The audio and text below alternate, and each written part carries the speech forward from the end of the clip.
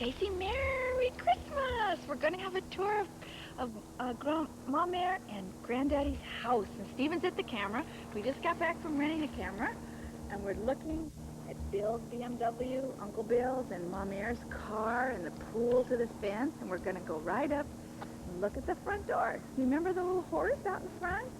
If you had a pony, you could tie your pony up to that little horse. It's beginning to look a lot like Christmas around here. Tomorrow morning we're going to decorate, and we're going to get Granddaddy to put the lights on the tree. Real slow. Here we go. Don't trip up the steps, Mamere.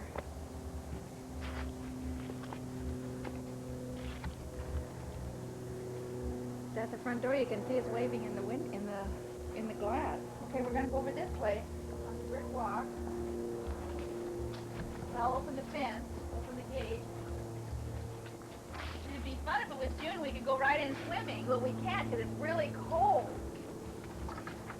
It's really cold water. But it looks pretty today because it's quit raining. Granddaddy built a new fence up by the dining room so we can come out and play up here. Oh, always go Bears. Go Bears. Daddy's playing rugby, huh? You been watching, Daddy? Over here we spotted a cactus blooming. And we've got this neat lens on the camera. What's it called, Steve? What's the lens called, Stephen? Macro. A macro. Well, Stephen, you can speak too. Look at that. That blossom. 2 blossoms. Those are cactuses we bought down at the craft fair down in Laguna, Festival of Arts. Granddaddy's snapdragons are blooming. They're going to be really blooming by the time you're here in 10 days. And our kitties are coming to see you. Here, kitty, kitty, kitty. Here, kitty, kitty, kitty. Come on, kitty, talk to us. Should I pick him up? Kitty, kitty. Kitty, kitty. Come here. Let's talk to Stephen. Come here, kitty, kitty. Well, why are you hiding? Well, you silly kitty. Oh, cat. There's the other cat, Stephen. Kitty. Let's walk on the volleyball court a minute. And then we'll go in the house. Come here, kitty, kitty. I got him, Stephen. There he is. You want to pet him, Casey? Ryan? The kitty's afraid of... Look at the kitty. He's afraid of the camera. You want to turn it on still? Yep. Okay, we're going to take a walk over by the barbecue. See the bicycle? See, there's the fence, Ryan. Too cold for anybody to go in the pool, you guys. We could play volleyball. We ride tricycles out here if we had a tricycle. There's the kitty back sitting on the... Oh, I didn't realize the narcissuses were blooming. Are they blooming up at your house? Look at that. Take one look out here in the backyard, Steve, and then we'll walk out this way. Really a pretty day. And Servite won last night the championship, CIS Big 5, 2nd year in a row. You think you boys are going to live down here and go to Servite like all your uncles and your dad? Wouldn't that be something? There's the gazebo Granddaddy built. It's really looking a little wet and cold out here. The camellias are all beginning to bloom. Look at the macadamia nut tree. Boy, you see macadamia nuts all over? We have bumper crop. Bumper crop of macadamia nuts. And my fingernail is broken. I think that's probably enough, Stephen, and we'll go in the house. Okay? We turn it off? First, Ryan, we're going to go blast off to the moon. Good idea. How are you going to do that? 9, 4, 3, 2, 1. Ryan, here we are again with Paddington Cole's house. We're going to listen to some stories by Paddington Cole. See, there he is. Hi! And Mamere. And Mamere. Let's go upstairs and find the books. All right, Stephen? I'll follow you up the stairs. You want Paddington to go first? Okay. Okay, here we go. Up the stairs. First, maybe we should take a big look at the tree because tomorrow's going to be all decorated. The tree, Look, Ryan. Paddington and can even Casey. sit. Look at the tree. Oh my gosh. When you guys get here, it's going to be all decorated with lights. And who's that? In the tree? It's Paddington! Paddington! And Paddington can go home with you if you want him to. After Christmas is over and you get on the plane. How about that? Would that be great? Here, we're going to go up the stairs. Oh boy, is he excited. We're going to sing, I went to the animal fair too because I taught Paddington that song. So we're going to sing that. Look at the pictures that Granddaddy put up on the wall. All your aunts and uncles' baby pictures. Oh, look at that kid. Who is that? Come on, Uncle Stephen. Come on, find me. Here I am. Here I am. I want to show Ryan where he's going to sleep. Come here. He's going to sleep down here. Look, he's going to sleep down here in this nice sleeping bag that Granddaddy bought him. Isn't that neat? And Paddington's going to sleep with him. There's Paddington right on your bed. Woo! God. You want to look in Wendy's room where Casey's going to sleep with his godmother sometime? Maybe. She's got a big new bed. Oh, and her room's messy. Well, I guess it wouldn't be Wendy's room if it wasn't messy. Look at her big new bed. Let's see if Paddington can jump on the bed with Snoopy. There they are. Snoopy and Paddington. And little Pengy for Casey and Ryan to play with. Okay. All right, Stephen, let's go find the books and we'll read the books. Okay. I found all the books that are for kids up by Uncle Stephen's room. And he thought you'd like to read On Beyond Zebra. That is about all the letters past your A, B, C. And Ryan knows how to sing A, B, C, D, E, F, G. Well, this is On Beyond Z. So we're going to read that. Then we're going to read The Little Engine That Could. That's Paddington's favorite. And there is a great book called The Nose Book. And there's a little book here all about a friend is someone who likes you. And everybody loves you, so we're going to read those books.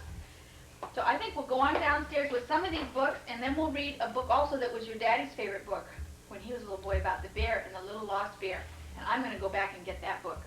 Okay, Stephen, I'll meet you. Are you all ready, Paddington? You came all the way from darkest Peru via London to read books to Casey and Ryan. First of all, though, to read a book, Mamere's got to put her glasses on. We're going to read, A Friend is Someone Who Likes You. It can be a boy. Look, he's got a fireman hat. Or it can be a girl with a pretty tam on her head. Or a kitty cat. Or a dog. But that dog is a lot smaller than your dog, Cola. A friend can even be a little white mouse. A tree can be a different kind of friend. It doesn't talk to you, but you know it likes you because it gives you apples or pears or cherries or sometimes a place to swing. And Ryan and Casey love to swing. I know they love to swing. A brook can be a friend in a special way. It talks to you with splashy gurgles. It cools your toes and lets you sit quietly beside it when you don't feel like speaking. Isn't that pretty? Sort of like our cabin. The wind can be a friend too. It sings soft songs to you at night and when you're sleepy and feeling lonely. Sometimes it calls to you to play. It pushes you from behind as you walk and makes the leaves dance for you. It is always with you wherever you go. And that's how you know it likes you. I wish I had an automatic page turner, Casey. Sometimes you don't know who your friends are. Sometimes they're there all the time and you walk right past them and don't notice that they like you in a special way. Do you have friends like that? And then you think you don't have any friends. Then you must stop hurrying and rushing so fast. Look at, he's dressed up like an Indian and he has a big balloon. And move very slowly and look around carefully to see someone who smiles at you in a special way. or a dog that wags its tail hard whenever you're near, or a tree that lets you climb it easily, or a brook that lets you be quiet when you want to be quiet. Sometimes you have to find your friend. Some people have lots of friends. This is hard. And sometimes some people have quite a few friends. But everyone has at least one friend in the world.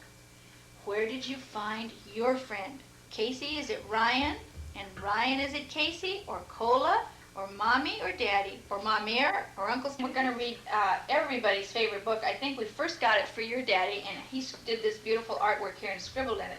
But the book is for all very small people who know that bears are special. And in our family, we know bears are really special. And this is a little Steve bear, and here is little Ladybug. And on every page, I want you to try and find Bear and Ladybug. This is called The Lost Bear. Once upon a time, 13 lost animals and Ladybug lived at the very back of Beyond.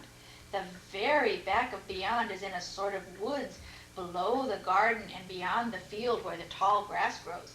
It is a place where animals go when they're lost. They're very happy there, even though they have no one to play with them. See, here's Bear, and did you find Ladybug? It's hard to turn these pages. Excuse me. There's a good picture, Stephen. Stephen's at the camera again while we're reading Lost Bear. The lost animals and Ladybug were busy all day long, but little brown bear just listened and watched. He watched Lion make up big poems and little Lion make up less big poems. There's Ladybug. He watched the elephants practice their circus act. They paraded trunk to tail. Sometimes they tried to make a tower. Smallest elephant stood very still. Then bigger elephant stood on his back. And biggest elephant stood on his back. But they always fell down. Do you see Bear? And do you see the little Ladybug down there in the corner? He watched Tiger try to find little Tiger. Little Tiger was always disappearing. Tiger would think he'd fallen in a cold brook, or eaten poison berries, or lost his stripes. Then suddenly he would find little Tiger just sitting still. But nobody ever looked for little brown bear.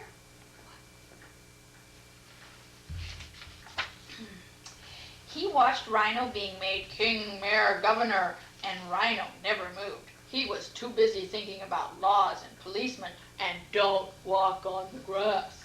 He watched Mrs. Monkey take care of Baby Monkey, and nobody ever took care of little brown bear. He's all alone. See him all alone? Oh.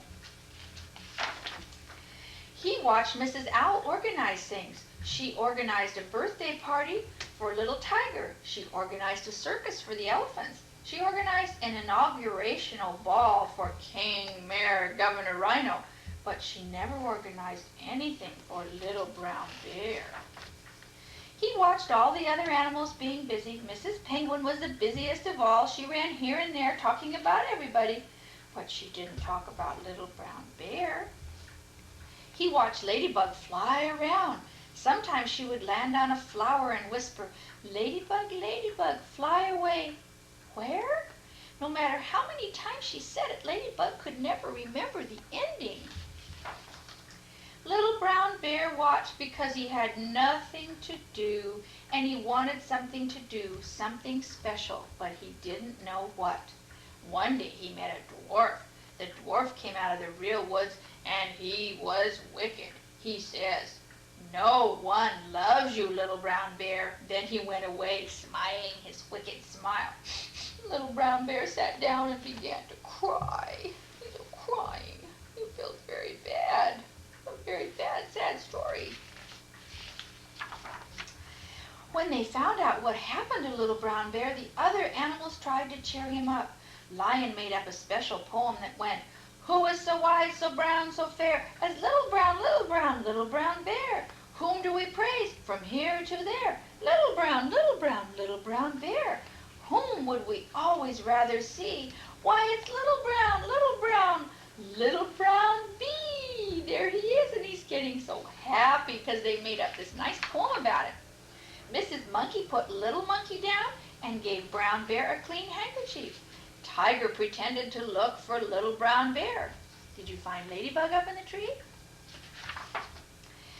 Rhino appointed Little Brown Bear Deputy King, Mayor, Governor. It was most important to be Deputy King, Mayor, Governor. Little Brown Bear should have been very happy, but big tears rolled down his furry face faster than ever. Mrs. Owl organized some things to make Little Brown Bear happy. She organized a circus. Smallest elephant stood very still, then bigger elephant stood on his back, and biggest elephant stood on his back, but they all fell down. All the animals laughed at that, all but Little Brown Bear. He tried to laugh, but everyone could see he was still crying.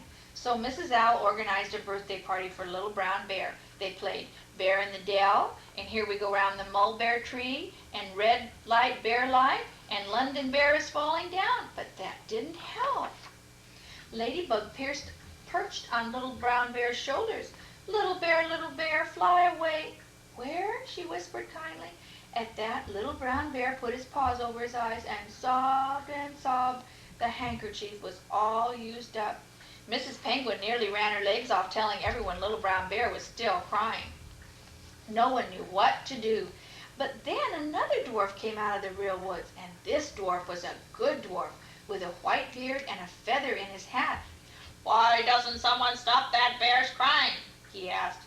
"We've all tried, but it's no use. A wicked dwarf told him nobody loved him." "We do love him," said Lion. "Oh, dear me, that's not enough," said the dwarf. "This little bear needs a person to love him, a small person." "Where can we find such a small person?" "Ah, you must leave the very back of beyond and find a house with a white fence around it. And in the house you will find a small person." Did you find Ladybug? The elephants looked at each other. Such a wise dwarf must know everything.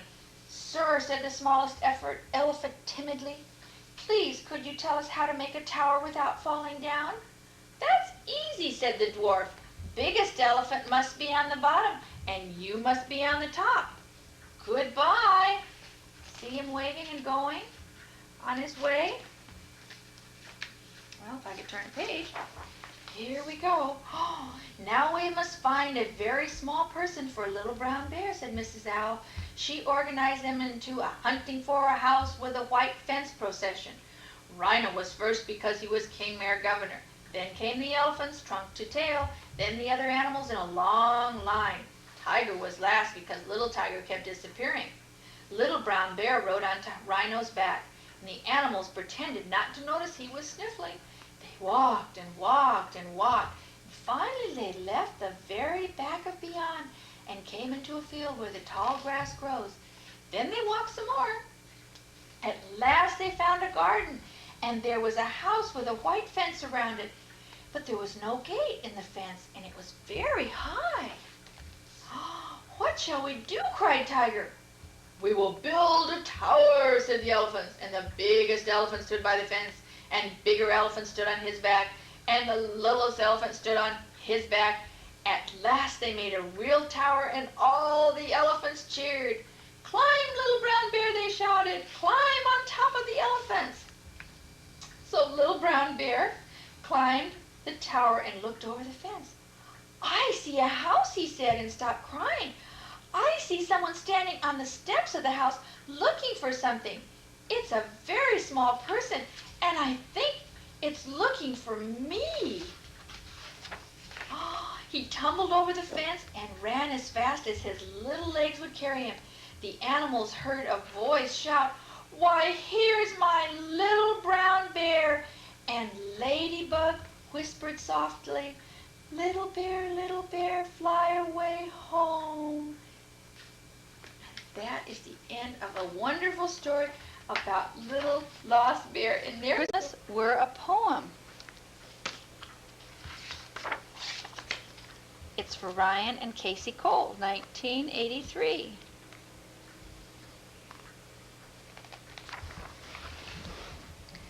If Christmas were a poem. If Christmas were a poem, it would be my favorite rhyme.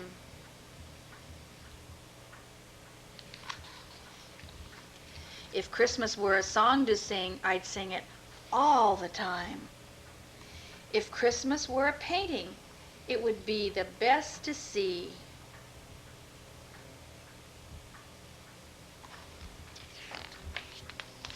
If Christmas were a dancer, I would have it dance with me.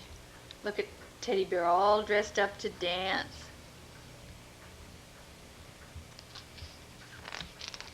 If Christmas were the season to be merry and be bright, I think I'd take a trip to town and do that just one night. I'd wish a Merry Christmas to each smiling face I'd meet, and it would be such fun to feel the magic in the street. If Christmas were a small green tree, I'd cover it with lights and decorate its every branch until it looked just right. And then I'd gather all my friends and serve them tea and tarts and tell them how very much their friendship means to me. If Christmas were for giving gifts to loved ones close to you, I'd make a gift for everyone. There would be quite a few. On Christmas Eve, I'd wrap them all and place them neath the tree and try to keep from peeking at the gifts left there for me. If Christmas were a stocking, mine would be too large to wear.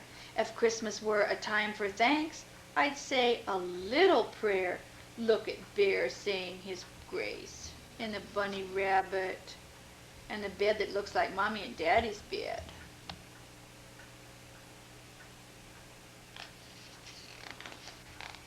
If Santa Claus came sliding down my chimney Christmas Eve, he'd find so many cookies he might never want to leave. Oh, look at, he's eating all the cookies. Did he leave any? If Christmas were a morning of surprises, songs, and toys, then my house would be one house that was filled with Christmas joy. That's how we all line up on the stairs of our house to see what Santa Claus has left under the tree. For Ryan and me and Casey and Steve. I wonder if the doll's for Wendy. Is she too big for dolls? If Christmas were a day that marked a very good man's birth, I'd stop a while and think of how he hoped for peace on earth. And then we'll go over to Holy Family and go to church. Our church looks sort of like that.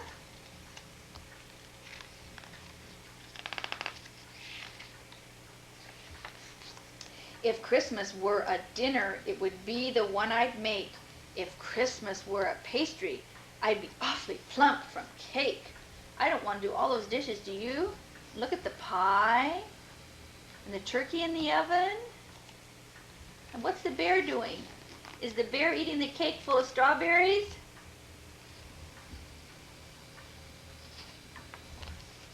If Christmas were a puppy, I would hold that puppy tight. If Christmas were a star, I'd wish upon it every night.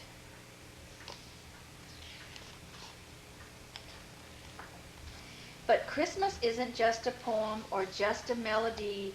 It isn't just a dancer or a puppy on a tree. It's more than just a brilliant star or cakes with extra spice.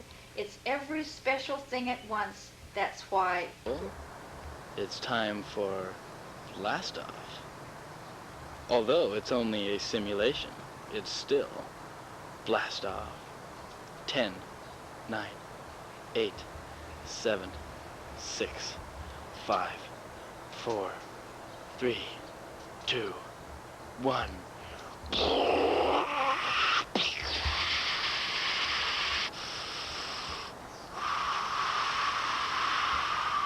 Blast off. Time to blast off. Run. In a few moments, blast off. 5, 4, 3, 2, 1.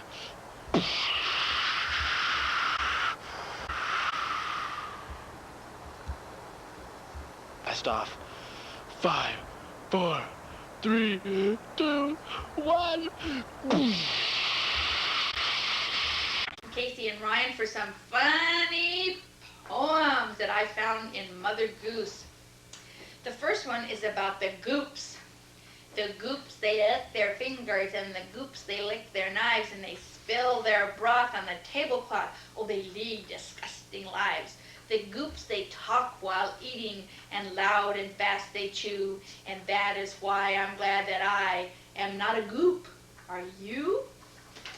Well, and then my favorite one about Christopher Robin. Halfway down the stairs is a stair where I sit. There isn't any other stair quite like it. I'm not at the bottom and I'm not at the top. So this is a stair where I always stop. Halfway up the stairs isn't up and it isn't down. It isn't in the nursery and it isn't in the town. And all sorts of funny thoughts run round my head. It isn't really anywhere. It's somewhere else instead. This is another good one that I like, also about Christopher Robin. When I was 1, I had just begun. When I was 2, I was nearly new. When I was 3, I was hardly me. When I was 4, I was not much more. When I was 5, I was just alive. But now I'm 6, I'm clever as clever, so I think I'll be 6 forever and ever. Wait a minute, here we're going to get to another one. Another one coming up here. Some funny little ones. Of course you know about little Tommy Tucker who sang for his supper. What shall I eat? White bread and butter? How shall he cut it? Without e'er a knife? How will he marry? Without e'er a wife. That's not my very favorite. Is that your favorite? There was a crooked man, and he went a crooked mile. He found a crooked sixpence against a crooked stile. He bought a crooked cat, which caught a crooked mouse, and they all lived together in a little crooked house. See that picture? I don't know if you can see it or not. It's a funny crooked house. I don't even know if the crooked mouse is in there. But it's a funny picture. Paddington's enjoying it. So we'll need... Stephen says it's time to turn the page. Daffy Downdilly has come to town in a yellow petticoat and a green gown. Jack Sprat could eat no fat, his wife could eat no lean, and so between them both you see they licked the platter clean. Jack ate all the lean, his wife ate all the fat. The bone they picked it clean, they gave it to the cat. You want to see a funny picture of how fat she is and how skinny he is? He's a skinny guy. Does that look like Daddy? That does not look like Mommy. That is for sure. No, Mommy is not fat. And Daddy is not skinny. Now we're going to come to some funny ones here. What are little girls made of? What are little girls made of? Sugar and spice and all that's nice. That's what little girls are made of. What are little boys made of? Little boys are made of snakes and snails and puppy dogs' tails. That's what little boys are made of. Whoever were world made that up? Really? That's really something funny. Diddle diddle dumpling, my son John went to bed with his breechers on. One shoe off and one shoe on. Diddle diddle dumpling, my son John. We did that for John, your Uncle John, who is flying big jets in Texas, and he's going to be home for Christmas too. A diller, a dollar, a 10 o'clock scholar, what makes you come so soon? You used to come at 10 o'clock, and now you come at noon. Perplexing, very perplexing. Do you know about Georgie Porgy? Georgie Porgy, puddin' and pie, kissed the girls and made them cry. When the boys came out to play, Georgie Porgy ran away. Oh, do you like this one? Little Miss Muffet sat on a tuffet, eating her curds and whey. There came a big spider and sat down beside her and frightened Miss Muffet away. Stephen's wondering how many more I can find to read. I think the little kittens are good. I'll show you a picture of them first before I read it. Paddington likes little kittens.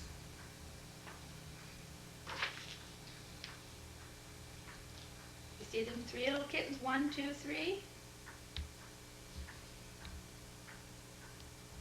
Do you have any kittens at home, or did Cola get rid of them all? Cola kind of scares kittens, doesn't she? But you can always play with the kittens when you come here. Sort of, if you can catch them. 3 little kittens lost their mittens, and they began to cry. "Oh, mother dear, we sadly fear our mittens we have lost." "What? Lost your mittens, you naughty kittens? Then you shall have no pie." Meow, meow, meow. The 3 little kittens found their mittens, and they began to cry. "Oh, mother dear, see here, our mittens we have found." "What, found your mittens, you good little kittens? Then you shall have some pie." Purr, purr, purr. Well, there's some very cute ones here, and this is the last one I'm going to read for a minute, and it's called Disobedience. And this is from Mamere's book when she was a little girl, and you can tell it is a very old, worn book, and all of your aunts and uncles were read nursery rhymes out of this very, very old book, and that's what I wrote my name in it. And this is all the different characters in Winnie the Pooh and Christopher Robin. Okay, Disobedience. This is about somebody's mother. James Morrison, Weatherby George Dupree, took great care of his mother, though he was only 3. James said to his mother, "Mother," he said he, "you must never go down to the end of the town unless you go down with me." James Morrison's mother put on a golden gown. James Morrison's mother drove to the end of town. James Morrison's mother said to herself, said she, "I can get right down to the end of town and be back in time for tea." King James put up a notice. "Lost, stolen, or strayed. James Morrison's mother seems to have been mislaid. Last seen wandering vaguely, quite of her own accord. She tried to get down to the end of town. 40 shillings reward." James Morrison, commonly known as Jim, told his other relations not to go blaming him. James said to his mother, he said he, "You must never go down to the end of town without consulting me." And you must look in the middle of this poem at this wonderful drawing of James' mother and James. You see, he was very, very little. And his mother had a lovely golden gown, very fancy outfit on. And this was probably written in 1930, early, many years ago. All right, back to James. James Morrison's mother hasn't been heard of since. King John said he was sorry. So did the Queen and Prince. King John, somebody told me, said to a man he knew, "If people go down to the end of the town, well, what can anyone do?" Now then, W.G. Dupree took great care of his mother, though he was only 3. J. said to his mother, he said he, "You must never go down to the end of the town unless you go down with me."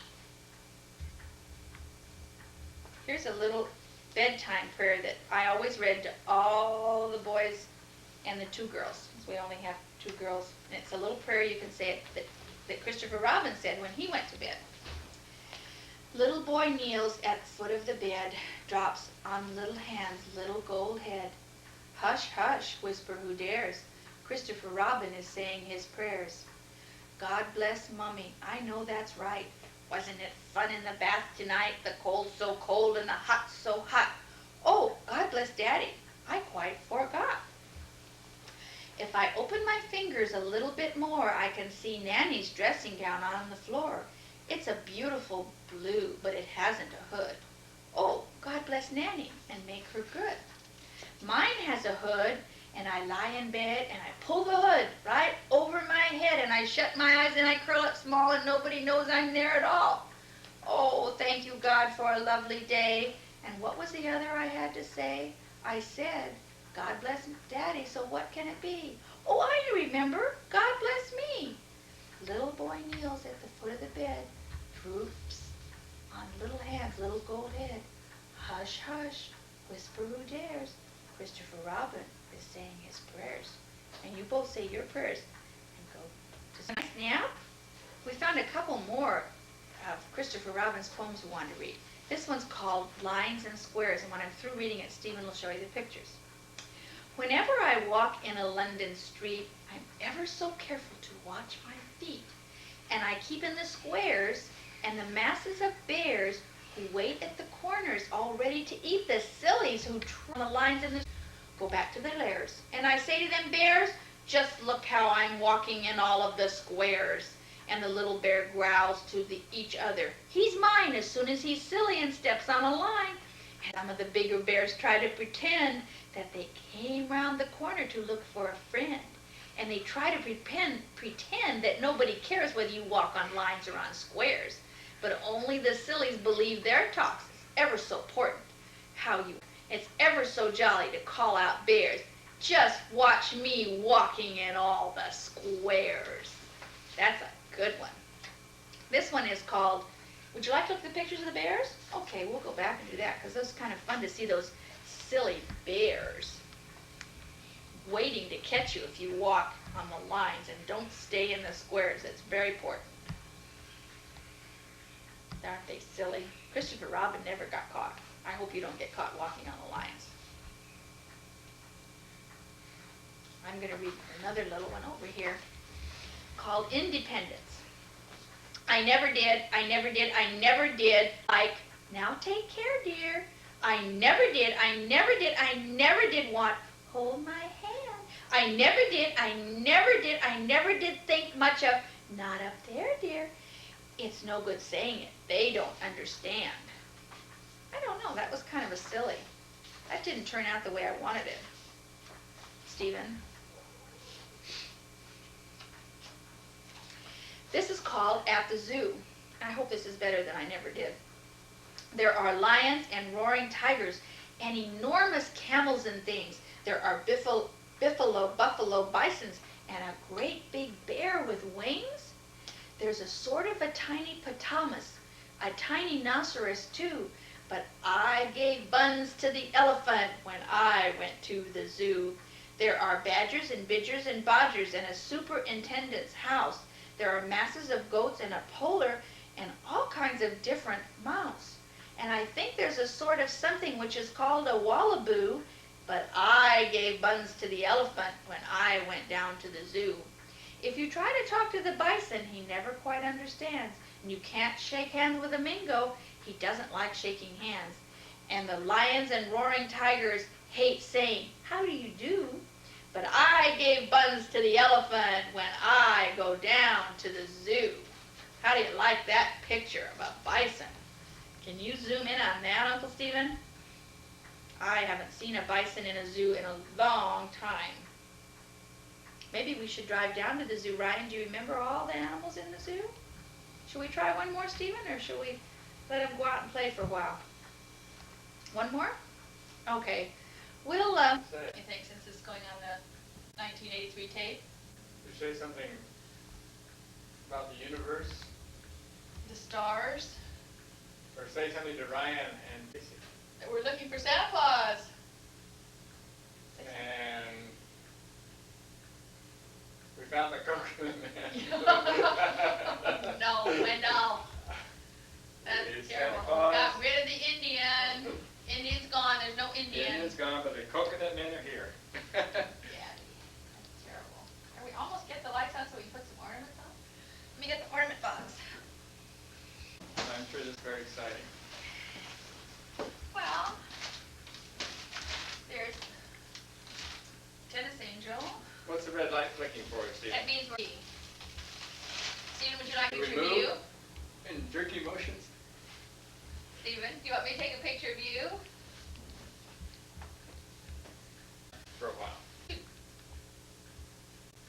our songs. I went to the animal fair. Is this a good time for that? No.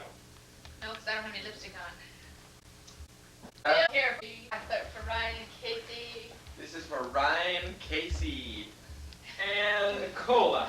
And Bill's going to read it Now. sometime. What story do you want to read, Bill? Read The Night about- Before Christmas? Oh, but You what want about the another coconut ornament? again? Bill, here's just more ornaments. I've got an awful lot of ornaments to put on. Get in the tape. Would you like to sing a song, Stephen? It's beginning to look a lot like Christmas.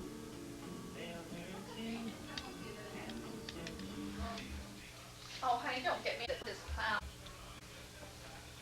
That fellow gave us all these ornaments one Christmas. Oh, I bet. When we lived on the hill, it has to be, See, you're 70, oh, it has so to be, it's not I know, Ryan and Casey call.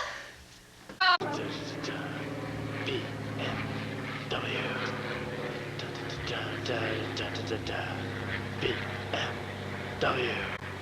Ryan Cole and Casey Cole. This is a BMW. Ryan and Casey, here's a little poem I wrote for you. Ryan and Casey, two precious boys with hearts full of fun and a home full of toys. They run and they play and love Cola, their dog. She's not far away. There's a home where they love to go. So nice in the summer, so nice in the snow. Nanas, Paddington wants to show you how we finished the tree and got the wreath on the door. Come on in, let's go in the house and see what there is. Here we go. The wreath has to have more greenery on it. And it'll be all green and bright when you get here. Just about 10 days. Come around here. And we got the tree pretty decorated. Almost all finished. The angels, Bill and Stephen. Let's shut the front door. Me and Paddington can go down and sit here with the other bear. Waiting for Santa Claus. Stephen, let's show Ryan and Casey what their mother made a long time ago. Look at all the pretty, the cute little, let's look at that. A snowman on a bird, and walking, and a choo-choo train. Oh, and look at the little elf on the horsey. What's that? Moon. Those are really cute. And a little soldier and someone on a sled. Are we going to go on a sled in the cabin? Isn't that cute? And then the angel on the top. That's really cute. Got it for a minute. We do see and Ron. I hope you have a nice and you can have fun looking at our funny family tape all during the year. We're through now, but we're going to tape maybe Charlie Brown or some funny Christmas specials so you can turn them on during the rest of the year. Well, Merry Christmas from Mamere and Wendy and Mamere and Granddaddy's house. Merry Christmas!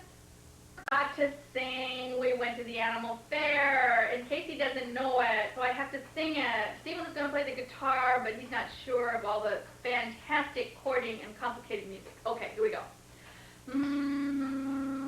I went to the animal fair, the birds and the bees were there. The big button by the light of the moon was combing his auburn hair. The monkey, he got drunk and sat on the elephant's trunk. The elephant sneezed and fell on his knees. And that was the end of the month, the month, the month, the month, the monkey. Do you like that? It's a funny one. Does Mommy know it yet? Let her listen to it, and then she can sing it too. Stephen says we have time for 2 more stories, so we're going to read The 3 Little Animals. Have you ever seen such a funny outfit on an animal? The 3 Little Animals by Margaret Wise Brown. There were 3 little fur animals. They lived in a little animal house. Can you see the animal house? Wouldn't that be fun to live like that?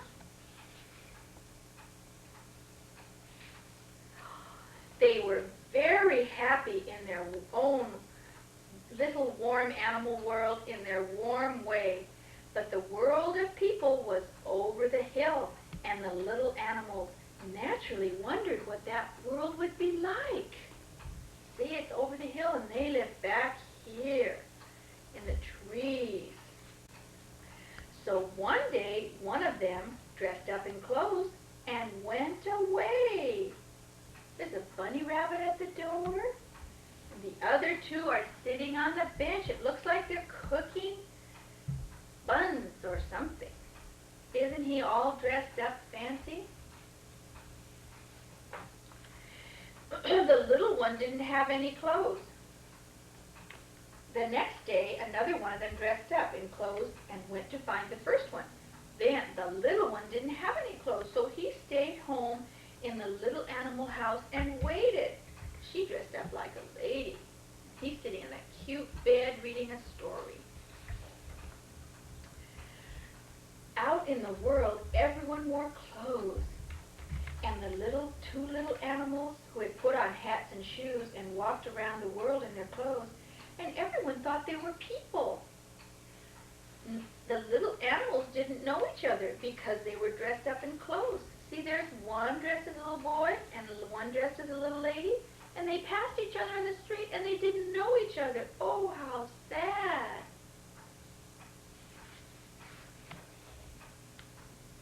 At home, the little one waited and waited, and then when the others never came back, he got lonesome. He built himself some things to wear. Very funny clothes. Little plant on his head and a saucer for a hat. Hollow logs for shoes and a coat of great big green leaves. Oh, how funny he must have looked in his pot on his head, and how hard to balance. Look at him walking, and away he went through the world to find the other two bears who had gone away. Look at him. Everybody's looking at him.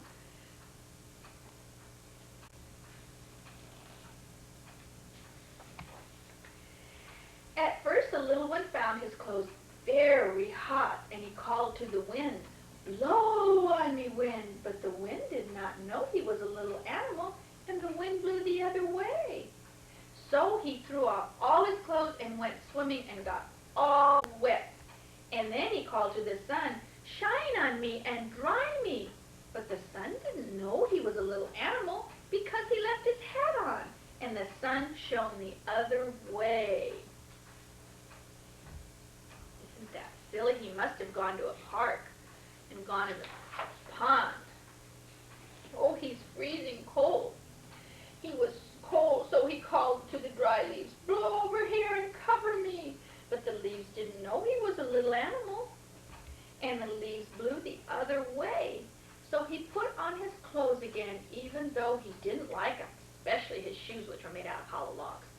For what good was a shoe on a little fur foot when he had no heel to put on it? Only gorillas and people have heels, like in the animal bear song. Only those kind of animals. Look, oh, that must hurt. Up and down the world, the little one wandered in his shoes, and all around he looked for the other two who had dressed up and gone away. But everyone wore clothes and kept their hats on. There's the policeman and the cowboy. He looks like a burglar. Don't they look funny in those hats?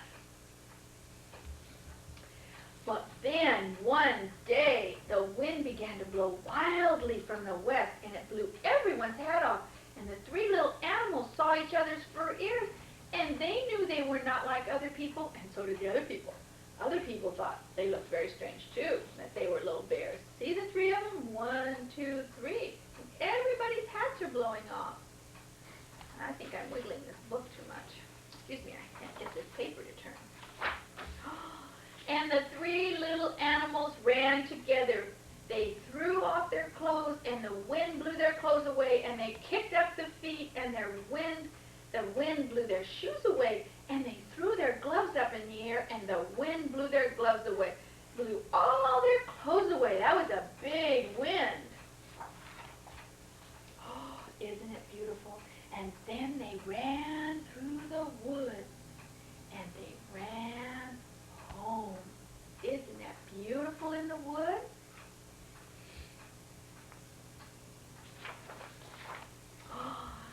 We belong together, they shouted, and they ran into their warm little house, for they were little animals. Aren't they all snug as a bug in a rug? And their little fire and their little clock. That reminds me of Goodnight Moon. Good night clock, good night fire, good night chair, good night Ryan and Casey. Here's a story called Here Bingo.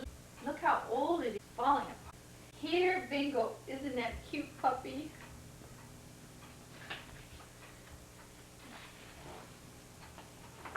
Hard to turn these pages.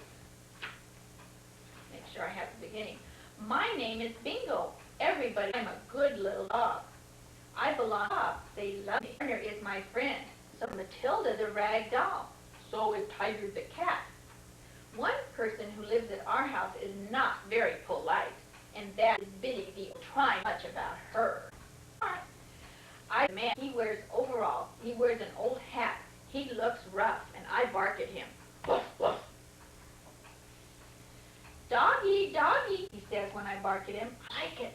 Woof. Tiger, our cat, likes the end. She rubs against his legs. She doesn't mind. Meow, meow, she says, and then he scratches her. Her head. I do see she can do it. I'm not good. She's at Biddy's little charity. She does that. Gonna eat those little big little kippies. I put my nose to them and push them along. Then Biddy shouts at me. She's not a nice hen. I am rough with the little kid. I am not rough with them. Hard, really hard, but I don't. A good bite remove Biddy's coop. He tucked. Biddy dragged her wings on the ground. She said rude things to John. I could just hear her, wah! No, that wouldn't she go? Quack, queer. I knew how it feels when she looks at the kippies. Out of, what are you doing? She squawked. Her tail feathers came off, and I enjoyed it. Oh boy, I think he's going to be in trouble. That right? With chick off, I bet. Bingo, oh, just what you've done to our poor Biddy. You ought to be ashamed, said Betty. Oh, Bingo's looking so sad. The pages don't turn too well. I wouldn't love me anymore. I crawled on my stomach. Betty stamped her foot. Go down to the cellar, she called. I went down to the cellar and I in the coal bin. I am very bad, I thought. No, I might as well run away. Do you think he's going to run away? There's the cat, meow, and there's apples down in the cellar. Do you have a cellar, Ryan? I came up the cellar. Biddy was in the street and flew over the currant bushes. Look at that chicken fly. How do Granddaddy's chickens fly like that? Do they, Uncle Stephen? Granddaddy's chickens do not fly like that because they're in cages. I went out of the gate and down the street a long way. Turned up and out. They smelled good. Ugh, looked like garbage. Then I grabbed my collar, rough and ugly. Ooh, look at that. Arm reached down and grabbed Bingo's collar. Let go of me, I shouted, but he would not let go. He to his backyard. The kid. Some pages. I barked and barked. The man went out. They shut the door. Oh my goodness. It was dark in the never way, and I'll try to be a good dog every day. The voice I knew. It was the Ash Man. Doggy, doggy, he said. Oh my, a friendly voice. Come quick. The Ash Man over. Oh, I'm getting so mad at these pages. He untied ice like a ball. I licked his face. Good old Ash Man. Nice Ash Man, good Ash Man. Take me home, I said. So he did. How happy Bingo looked. Bob and Betty were at the gate looking for me. She thanked my friend for bringing me home. Mamere ever learns how to open pages. Bob shook hands with the Ass Man. You are very kind, he said. We would lose Bingo for anything. There he's happy. Doghouse, B-I-N-G-O. Remember that song? What's his name? There comes the Ash Man now. He's rolling the big can out of the cellar. Doggy, he said, Ash Man, good morning. I want to tell you how much I love you. And how much I like your lovely hat.